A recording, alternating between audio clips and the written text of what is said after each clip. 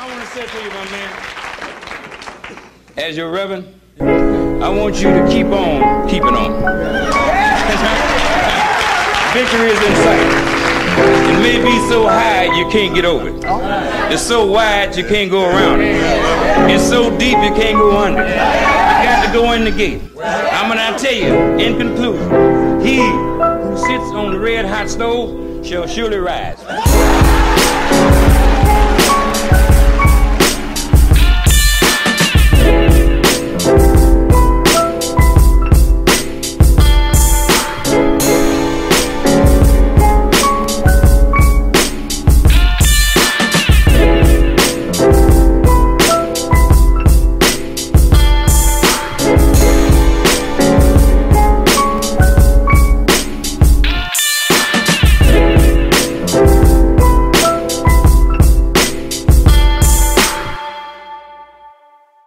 Much respect, much love out to my brother Dot for sending out that letter from the previous episode. I truly appreciate that.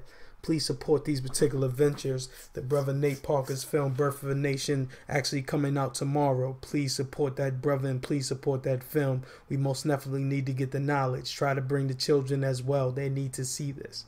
As far as books, please support my brother Kenyatta Griggs out there in LA with The Secrets to Ballin'. This book is available on iTunes and also Google Play. Check that out, please. My brothers out there in the Bronx, please support for the clothing, the New Bronx City hats, shirts, hoodies, everything of that nature. Also many, many different artists that they have that they're trying to push out there in the Bronx. Much respect to those brothers. Without anything less, I'm going to go directly into my guest. This brother's been doing so much work in the past, so many things that occurred in this man's life, and for him to persevere like he does and continue to do the work is much respect and much love given to that brother. Spank, thank you so much for coming on the show, my brother. All right, peace. Goodie. Ain't nothing really, my brother. Spank, just for the people that are just picking up on you, brother, people that don't know much about you, can you just give them simple history of your growing up in Staten Island and your music, my brother? Yeah. Short history, regular kid from Park Hill, you know what I'm saying? Went to New York, went to 49, Pier 13, with a dream and shit. I dreamed about being a basketball player, but music was always in my cards. I mean, my pops taught me at a young age how to, attack the mic and shit. So that's what I was about, from a young age. I just had to find that within myself, you know what I mean? So growing up in high school, I found my niche in night school, just writing notes or whatever. And I wrote some hot shit, and I felt like running with it, you know what I'm saying? So I started recording, shortly after high school. And as soon as I recorded my first song, it just made it on the radio. I had a partner called Nels from New Brighton or whatever, so we clicked. We had New Brighton and Hill together, and we made history. You know what I'm saying? Exactly. So that's how the music thing kind of began or whatever. You know what I mean? Up till now. You're right. Much respect to that, brother. Just Spank, your journey in general is a real hard one, my brother, because you got to look at the whole aspect of what's occurring in your community around you, as well as just trying to get your foot in the door with this music industry is difficult as well, my brother. How does those things actually strengthen you to move on? Can you please explain? I mean, it's kind of like your back's against the wall, you feel me? You can easily give up, but when you go hard like that and you got a dream and you chasing something and everybody is looking down at you yo, I don't think he's going to do it, that right there motivates you to go harder. You know what I mean? And it's easier said than done because you got to channel that energy in you and channel that inner self to say, yo, I still want to do this, Because even after my bros passed, it was hard for me, you know what I'm saying? I had to say, yo, is this what you going to keep doing? You know what I mean?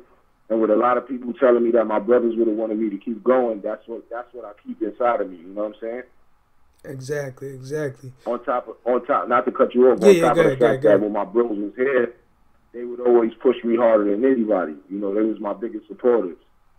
You know what I mean? So I got to keep it going for them. Damn, man, that's a sad situation, my brother. And just for the people that just listening in general, just to give you a quick story of what occurred with this man. This man lost both of his brothers in a tragic situation that occurred out there. I believe, what is this, the 1 year anniversary of that tragedy, my brother? Most definitely. October 4th, 2016, my brothers was tragically taken away from me and my family by gunfire. And, you know, to lose two brothers at one time is really hard. You know, there's nothing that could replace them. You know what I'm saying? You can't explain it to their seeds. Like, it's just a sad situation. You know what I'm saying? So, with that being said, it's like I just had to take it upon myself to say, yo, I'm going to represent my bros how they always wanted me to do it. You know what I mean? Most definitely. And I give you so much respect for that, brother, because it's so difficult to come out of those kind of situations. And just to put you on to something, brother, just to know that we're not, even though we don't really see each other and we're not really connected because we're so far away from each other, but we have to understand, like I always say, people got to take heed to understand that we're electric beings. Everything we force is through energy. So the positive energy that we enforce to each other, it moves on. So when your brothers pass, that passing of the both of your brothers gave me the energy to get onto social media. Because be honest with you, brother, I was watching from afar, but I never put my foot in because I always consider myself to be a so-called street dude. So I felt as though going on social media was going to demonize me or bring me down in some kind of way or take away from what I'm supposed to be doing. But as I started to really get in tune with it, I saw what the platform was and how people were jumping more on a negative aspect to a lot of things. And that's what made me even create this forum so we can have a dialogue and have discussions in a positive nature,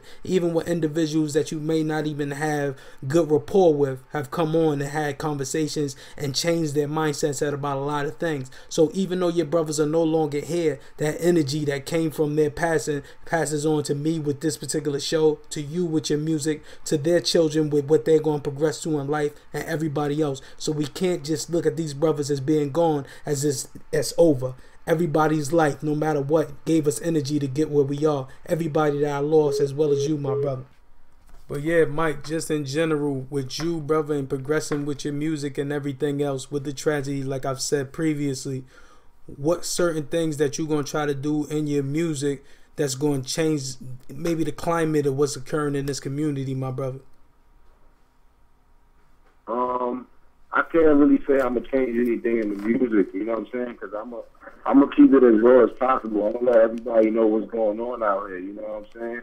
I just want people to decipher what they feel is the right thing to do from the music, you know? Like if there's a person I feel like I'm saying something wrong, I want them to say, all right, you know, I'm not feeling that song. I'm going to go listen to something else, you know? But if they saying, yo, that's the message, that's what's going on, then, you know, take heed to it and decipher it yourself, feel me? Exactly. You so right. So basically with everything that's occurring, Mike, even with the young boy that put the song out, Jay Trey, with the guns down, hands up, do you also think about just doing certain music, certain songs like that, or is it just basically I'm just going to stick to this platform as much as possible? I mean, I always think about something like that, you know, but most of the time it's a lot of emotions and that shit, you know. It takes a lot to do a song like that, you know, especially with it being only a year, you know what I mean? Mm-hmm. A year of time that it happened, it's like, you know, for me to make a song like that, it may have to be later on, you know what I'm saying? Exactly. So basically with just you in general, Mike, with your journey, is there anything as far as like mixtape, shows, things of that nature that you're going to be plugging or things that you're going to be doing so the fans can actually hear this, my brother? Yeah, most definite. Right now, we working on a few tapes, and I got from Flex spinning my newest single called Wait Up on High 97, and multiple DJs are starting to touch it. It's picking up. It's a street record, you know what I mean? But it's also letting people know that that's where we come from. So a lot of people is jumping on it, you know. Y'all can stay in touch with me on my Twitter and my Instagram at Spank Jusbizness. SPANK JUSBIZNESS. You know what I mean? And I update it every day on what I'm doing and my new ventures. Mm-hmm. Exactly. So As far as that, what you think, and linking up with Funk Flex and everything like that, my brother, do you see yourself branching out of Staten Island, going maybe to other coasts, other areas, other states, just in general, just to just get different vibes, or you think just staying in New York City is going to be more beneficial for you, my brother? Nah, I definitely want to expand. I'm definitely touching different states. You know what I mean? We definitely trying to get that passport thing going, hitting them other countries, but for right now, you know, I'm not in a rush to go nowhere because I conquered my city first. You know, if you can make it in New York, you can make it anywhere. So I feel like I got a little bit of ground to cover over here. But for the most part, I'm definitely trying to branch out.